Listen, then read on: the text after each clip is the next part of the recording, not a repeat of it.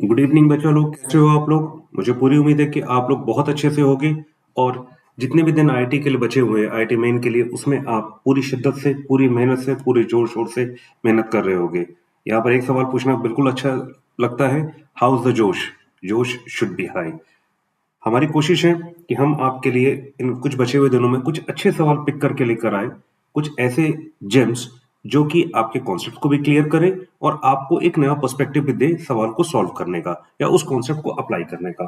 इसी क्रम में आज हम लोग आपके लिए दो सवाल लेकर आए हैं।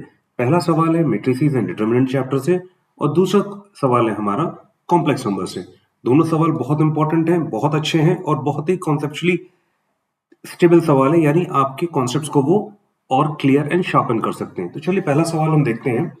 पहला सवाल दे रखा है, let A B C be positive and not all equal, then the value of the determinant A B C B C A B is negative. ये मैंने सब्जेक्टिव क्वेश्चन लिया है एग्जामिनेशन में। ये इस तरीके से पूछा जा सकता है कि अगर एबीसी पॉजिटिव है और सारे डिफरेंट हैं तो इस वैल्यू की, इस डिटरमिनेंट की वैल्यू निगेटिव होगी, पॉजिटिव होगी, इवन होगी, ऑड होगी, कुछ भी हो सकता है। इस तरीके से पूछ सकते हैं। तो चलिए हम लोग शुरू करते हैं। शुरू करने से पहले हम एक बार देख लेते हैं कि इसमें क्या क्या हमको दे रखा है ताकि हमको आगे बढ़ने में कोई दिक्कत ना हो। ऑब्जर्वेशन, हमारी पहली ऑब्जर्वेशन है a B c are positive. इसका मतलब यह हुआ कि a greater than zero, b greater than zero, c greater than zero. इसका मतलब हुआ a plus b plus c is greater than zero. ये हमारे पास पहली चीज आ गई। हमारी दूसरी ऑब्जर्वेशन क्या है, a B c are not all equal, यानी a is not equal to b, is not equal to c. Therefore, a minus b will not be zero, a minus c will not be equal to zero, b minus c will not be equal to zero। ये दो observation हमारे लिए आगे बहुत काम आने वाली हैं। पहली observation a B c greater than equal to zero, ये फर्स्ट ऑब्जर्वेशन। एंड दूसरी a minus b not equal to zero, a minus c not equal to zero, b minus c not equal to zero. ये आगे हमें बहुत मदद देने वाली है। कैसे? चलिए हम सवाल को देखते हैं। हमसे कहा जा रहा है डिटरमिनेंट की वैल्यू को निकालना है। तो चलिए हम लोग पहले इस डिटरमिनेंट की वैल्यू ही निकाल लेते हैं। डिटरमिनेंट की वैल्यू हो गई। हम कर रहे हैं इसको एक्सपेंडिंग अलोंग R1। ये हमको दे देगा A B minus A square minus B square minus A C plus C A B minus C square. यानी हमको मिलेगा A B C minus A cube minus B cube plus A B C plus ABC minus C cube. This will give me minus A cube minus B cube minus C cube plus 3ABC। हम ऐसा करते हैं, यहाँ पे minus in common ले लेते हैं तो हमको मिल जाएगा A cube plus B cube plus C cube minus 3ABC। तो ये हमारा आ गया इक्वेशन नंबर 1। अब हम आगे देखते हैं कि कैसे इसमें बढ़ा जा सकता है। आगे बढ़ने से पहले हम लोग एक एक्सटेंशन को लेते हैं।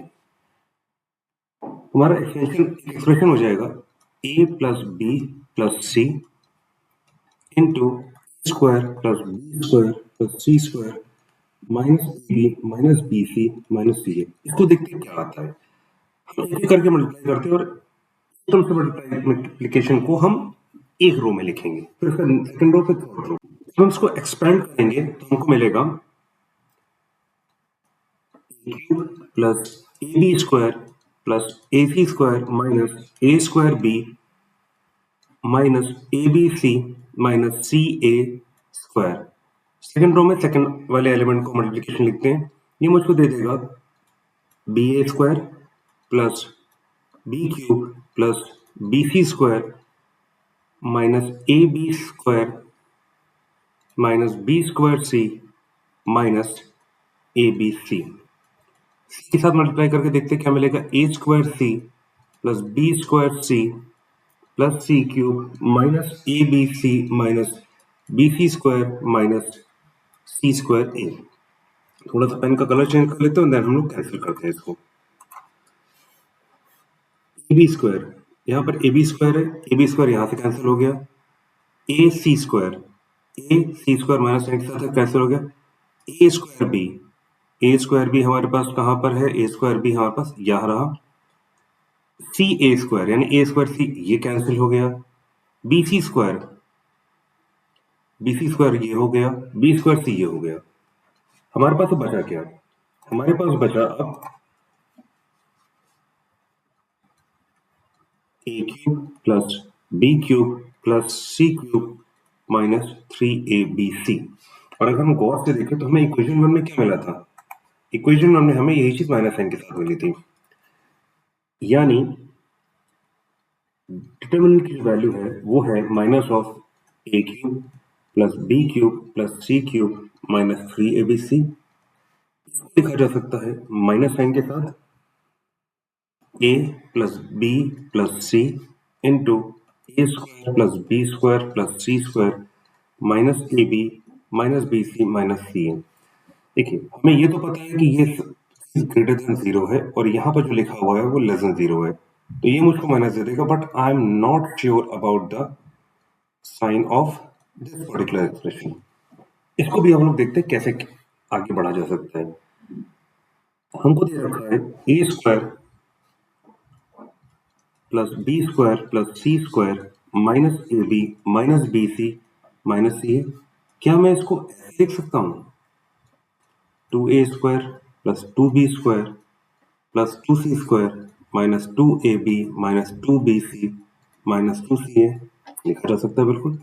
अब देखिए मैं क्या करने जा रहा हूँ यहाँ पर, इसको मैं लिख सकता हूँ a square plus a square plus b square plus b square plus C square plus C square minus 2ab minus 2bc minus 2ca। यहाँ पर आ जाएगा मेरे पास। अब देखिए एक बार पेन का थोड़ा सा कलर चेंज कर लेते हैं, उससे और क्लियरली हम लोग को समझ में आ जाएगा हम क्या करना चाह रहे हैं यहाँ पर। अब देखिए मैंने यहाँ से उठाया a b माइनस 2ab, ये हो जाएगा a square plus b square minus 2ab। फिर से एक बार पेन का कलर चेंज करते हैं ताकि और क्लियर हो जाए। अब हम लेते हैं इसको, इसको और इसको, ये दे देगा मुझे a square plus C square minus 2ac। अब हम क्या करते हैं, फिर से एक बार कलर चेंज करते हैं और अब देखते हैं बचे हुए एलिमेंट्स क्या हो रहे हैं। बचे हुए एलिमेंट्स हमको दे देंगे b स्क्वायर प्लस सी स्क्वायर माइनस 2bc। हमें क्या मिल गया यहाँ पर, अगर हम गौर से देखें तो ये क्या है, ये है simply half a minus B का स्क्वायर प्लस a माइनस सी का स्क्वायर प्लस b माइनस सी का स्क्वायर। और हमें ये पता है हमारी ऑब्जर्वेशन नंबर 2 को याद कीजिए, ये चीज जीरो के बराबर नहीं है, ये जीरो के बराबर नहीं है, ये जीरो के बराबर नहीं है, ये स्क्वायर है तो ये ऑब्वियसली ग्रेटर देन जीरो हो जाएगा। अब हम आते हैं फिर से इक्वेशन की तरफ, इसको हम कैपिटल ए से डिनोट करते हैं। तुमको मिलेगा from a determinant is equal to minus half a plus b plus c, और यहाँ आ जाएगा a माइनस बी का स्क्वायर प्लस b माइनस सी का square plus c minus a का स्क्वायर। अब देखिए क्या हो रहा है, इसमें चार एक्सप्रेशन दे रखे हैं हमको। ये एक साइन है, ये obviously greater than less than zero होगा, ये हमारा ग्रेटर देन जीरो, ये हमारा ग्रेटर देन जीरो, ये हमारा greater than zero. Not equal to zero क्यों नहीं होगा, क्योंकि हम ऑब्जर्वेशन 2 में देख चुके हैं कि a is not equal to b is not equal to c, यानी इन चारों को हम कंबाइन करते हैं तो हमको मिल जाएगा negative, therefore delta is less than negative. तो ये हमारा सब्जेक्टिव क्वेश्चन था जिसको हमने सॉल्व करने की कोशिश की, और ये ऑब्जेक्टिव के फॉर्म में भी पूछा जा सकता है और वो वैसे ही पूछा जाएगा ये। चलिए फिर से बात देख लेते हैं। सवाल में हमने दो ऑब्जर्वेशंस ली, उसके बाद हमने इसको एक्सपैंड किया, एक्सपेंड करने के बाद हमने सॉल्व करने की कोशिश की और सॉल्व करने के बाद हमको ये चीज मिली। तो आई होप कि आपको ये सवाल समझ में आया होगा। अगर आपको कोई भी डाउट होता है तो कमेंट सेक्शन में आप इसके डाउट को लिख सकते हैं और हमारी टीम उसका जवाब आपको दे देगी। चलिए अब हम लोग अगले सवाल की तरफ बढ़ते हैं, जो कि कॉम्प्लेक्स नंबर का सवाल है। कॉम्प्लेक्स नंबर एक इंपॉर्टेंट टॉपिक है। इसमें दे रखा है, यहां पर हमको दे रखा है alpha plus i beta is equal to √3 plus i to the power 3n1 into 1 minus i to the power -2n2। इसके बाद हमसे तीन चार चीजें इसके बारे में पूछी गई अल्फा बीटा के बारे में। तो हम इस सवाल को सॉल्व करने की कोशिश करते हैं। ऐसे सवालों को सॉल्व करने का सबसे अच्छा तरीका क्या होता है? ऐसे सवालों को सॉल्व करने का सबसे अच्छा तरीका होता है कि हम इनको पोलर फॉर्म में कन्वर्ट कर लें। तो let us convert it into polar form. Let √3 plus i is equal to cos theta plus i sin theta. हम जानते हैं पोलर फॉर्म में तो होता है where r is the distance of the point from the origin and theta is the angle that the line makes with the positive side of the x-axis। तो हम इस चीज को यहाँ पर दोबारा नहीं लिखते हैं, यहाँ पर हम इसको सीधे वेयर r हटा देते हैं। ठीक है। On comparison we get r cos theta is equal to √3, r sin theta is equal to 1। R square की क्या वैल्यू हो जाएगी? यहाँ पर हो जाएगा cos square theta plus sin square theta is equal to √3 का स्क्वायर प्लस 1 का square which will give me 4। This implies r is equal to 2। Distance है तो ये पॉजिटिव हो जाएगा। सेकेंडली अगर हम देखें यहाँ पर तो r sin theta upon r cos theta is equal to 1 by √3। This implies tan theta is equal to 1 by √3 is equal to tan pi by 6। अच्छा, हम एक चीज और देख सकते हैं कि ये नंबर कौन सा है। अगर हम इसको प्लॉट करते हैं अपने आर्गन प्लेन पर तो this reflects √3, 1 which clearly lies in the first quadrant, therefore theta will be equal to pi by 6। तो हमें अगली चीज, तो हमें इसमें क्या मिलता है? √3 प्लस आई को लिखा जा सकता है 2 cos pi by 6 plus i sin pi by 6। इसको हम ऐसे भी लिख सकते हैं 2 e to the power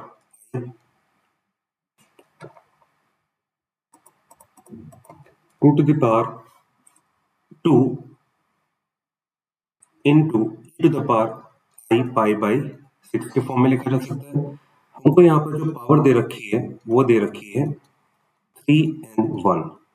तो इसका मतलब हो गया 2 i pi by 6 की पावर पर लिखा हुआ 3n1 which will give me 2 to the power 3n1 into e I pi by 6 3n1 which will give me 2 to the power 3n1 into e to the power i रहेगा, पाई रहेगा, n1 रहेगा upon 2 रहेगा। ये हमारा हो गया पहला expression. हमारा दूसरा एक्सप्रेशन है 1 minus let 1 minus i be equal to r cos theta plus i r sin theta. ये किस पॉइंट को रिप्रेजेंट कर रहा है? ये रिप्रेजेंट कर रहा है 1 माइनस 1 को विच लाइज इन दी, करेगा x पॉजिटिव है y नेगेटिव है तो इसका मतलब हुआ फोर्थ क्वाड्रेंट में। और यहाँ पर थीटा की वैल्यू क्या होती है? माइनस अल्फा के बराबर होती है। ये चीज हमें बिल्कुल ध्यान रखनी है। अगर हम इसको डायमेट्रिकली समझें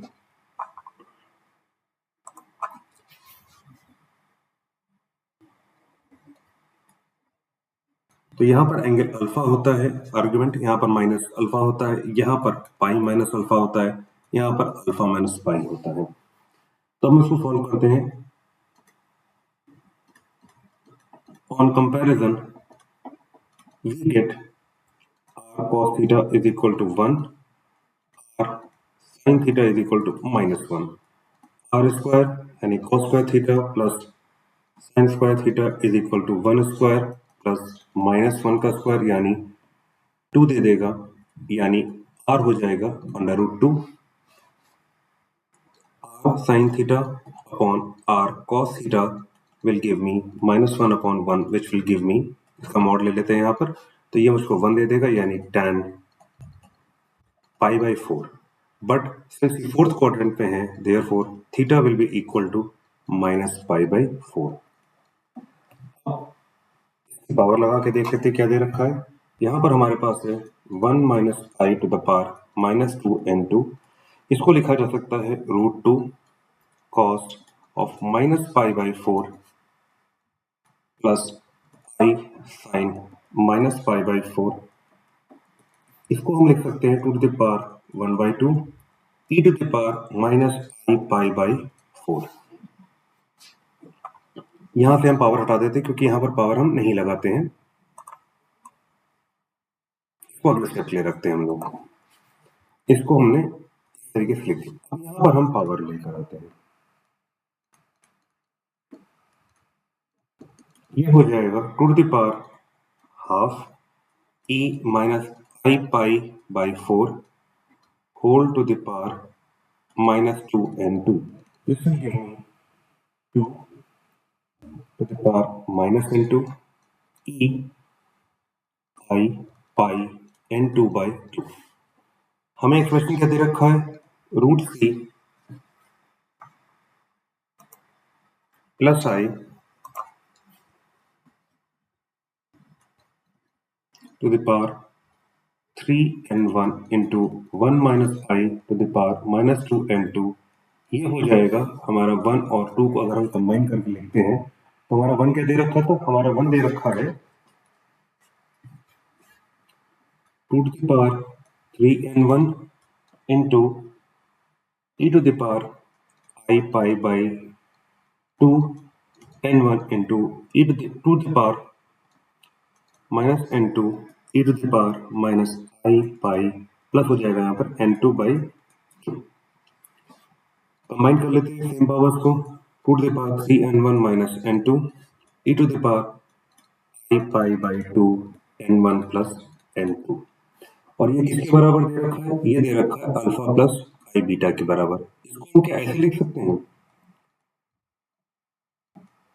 बिल्कुल लिख सकते हैं cos of n1 plus n2 into pi/2 plus i sin n1 plus n2 pi/2 के फॉर्म में लिख सकते हैं।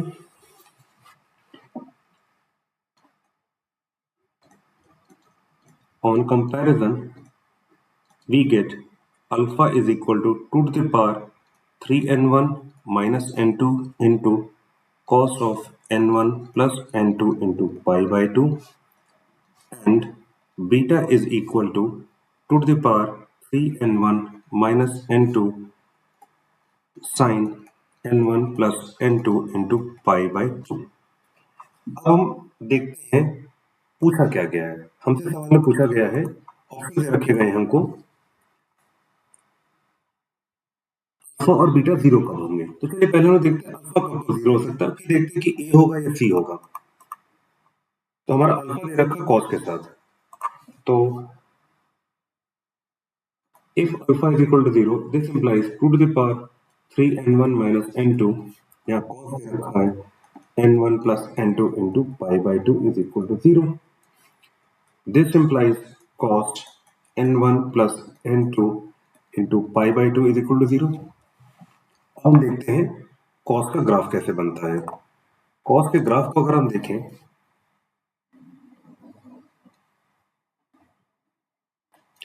cos यहां से शुरू होता है, 90 पे टच किया, यहां आया, फिर गया, फिर ऐसे जा रहा है। तो ये है pi/2, ये है 3π/2, ये है 5π/2। इस तरीके से आगे बढ़ रहा है। तो ये जीरो कब होगा? ये जीरो होगा व्हेन दिस इज ऑड। ये कब जीरो आएगा?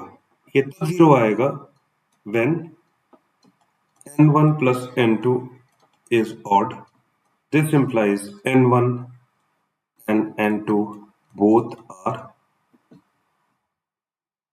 both नहीं होगा। This implies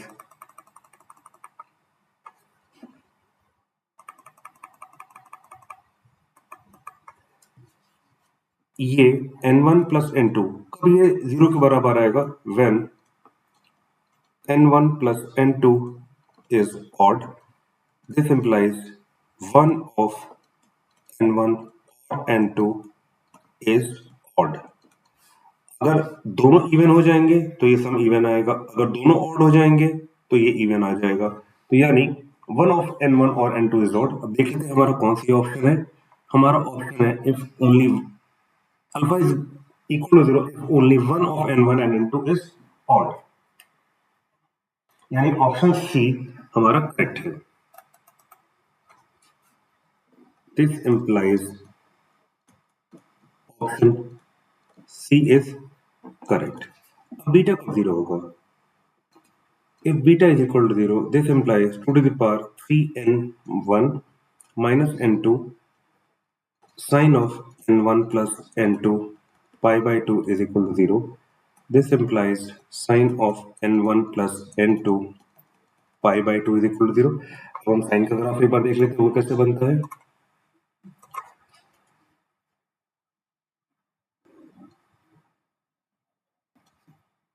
साइन कुछ ऐसे चलता है, ये 0, ये आपके पाई, 2 पाई, 3 पाई, इस तरीके से चल रहा है। तो अगर ये 0 चाहिए, देखिए यहाँ पर क्या पॉसिबिलिटी आ सकती है, ये इवन हो जाता है, ये इवन हो जाएगा यानी 2 पाई इवन लाइक 2 पाई, 4 पाई, 6 पाई। तो यहाँ पर हमारे पास क्या आ जाएगा? 2 पाई आएगा तो पाई एक जीरो आ जाएगा, 4 पाई आएगा तो 2 पाई जीरो, 6 पाई आया तो ये जीरो। और अगर ये ऑड हो जाता है यानी पाई, अगर ये ऑड होता है तो हमारे पास क्या आएगा? Pi by 2।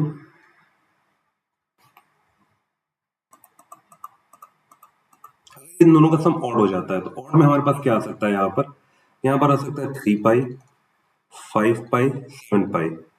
अगर 3 पाई बाई 2 आता है यहाँ पर तो मुझे क्या मिलेगा? 3 पाई बाई 2 पे पाई यहाँ से आ गया, ये ऑड है तो 3 पाई बाई 2 दे देगा। साइन 3 पाई बाई 2 क्या हो जाएगा? ये 3 पाई बाई 2 यहाँ पर आएगा तो ये नहीं होगा। तो इसका मतलब this implies n1 plus n2 is even. ये क्लियर है? तो इसका मतलब क्या होगा? ये इवन कब होगा? ये इवन होगा n1 plus n2 is even will mean two things. Both are odd, both are even. अब देख लेते हैं हमारे ऑप्शन में क्या दे रखा है। हमारे ऑप्शन में दे रखा है beta is equal to 0 if both n1 and n2 are odd. ये बिल्कुल सही है, यानी ऑप्शन बी भी करेक्ट है, ऑड वाला है। Option B is correct. हम देखते हैं एक चीज और दे रखी है। देखिए हमारी तो ऑप्शन रूल आउट हो गया, ये नहीं होगा, ये हमारा नहीं होगा, हमारा बी सही है, सही है। अब हम डी को देखते हैं। डी में दे रखा है alpha plus beta, alpha plus i beta के मॉड की वैल्यू क्या होगी। चलिए उसको भी निकाल के देख लेते हैं। अल्फा प्लस आई बीटा का मॉड क्या होगा। तो यहाँ पर हमारे पास आ गया अल्फा प्लस आई बीटा, ये मुझको दे देगा alpha square plus beta square whole to the power half. Alpha square क्या है? अल्फा स्क्वायर दे रखा है हमको 2 to the power 3n1 minus n2 into cos square n1 plus n2 pi by 2 यहाँ पर 2 से मल्टीप्लाई हो जाएगा plus 2 3n1 minus n2 into 2 into sin square n1 plus n2 pi by 2 whole to the power half। अगर मैं यहाँ से common ले लेता हूँ 2 to the power 3n1 minus n2 into 2 common लूंगा तो यहाँ पर हाफ नीचे आ जाएगा, बचेगा यहाँ पर मेरे पास cos square n1 plus n2 into pi by 2 plus sin square n1 plus n2 pi by 2 which we know is equal to 1। हमारे पास यहाँ बचेगा 2 to the power 3n1 minus n2 ये बचा। Now this will always be an even number क्योंकि ये 2 की power है। This will always be an even number except एक केस है, except अगर ये 0 हो जाता है, except when 3n1 minus n2 is equal to 0, that is 3n1 is equal to n2, except when 3n1 is equal to n2।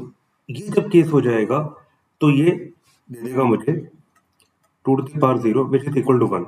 only in this particular case ही ये odd number होगा, otherwise ये always even होगा।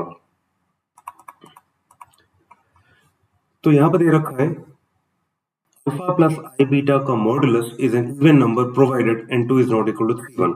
हमने ये चीज तो देखी अभी, तो यानी option C is option A D is also correct, option D is also correct. यानी इस क्वेश्चन को हम कह सकते हैं ये एक मल्टीपल क्लास क्वेश्चन था एंड आई होप आपको ये क्वेश्चन अच्छा लगा होगा। इस तरीके का क्वेश्चन जनरली अभी तक नहीं पूछा गया, तो आई एम होपफुल कि ऐसे क्वेश्चन जो कि आपके कॉन्सेप्ट को क्लियर करते हैं वो आईआईटी में पूछे जा सकते हैं। तो यानी हमारा अल्टीमेट आंसर हो जाएगा B C and D all are correct. तो आज के लिए बच्चों बस इतना ही। मैं अंत में एक बात कहना चाहूंगा, हमें डरना नहीं चाहिए कि आईआईटी मैथ्स बहुत कठिन है। एक चीज ध्यान रखिएगा, लहरों से डर के नौका पार नहीं होती, मेहनत करने वालों की कभी हार नहीं होती। हमें डरना नहीं है, हमें अपने डर पर काबू पाना है। डर का मतलब अपने मैथ्स के डर को पर काबू पाना है और आईआईटी का जो फियर फैक्टर है उसको काबू पाना है। अगर ये हमने कर लिया तो आईआईटी के दरवाजे हमारे लिए खुल जाएंगे। With this hope all the best for your preparations in the remaining days. It's professor signing off now।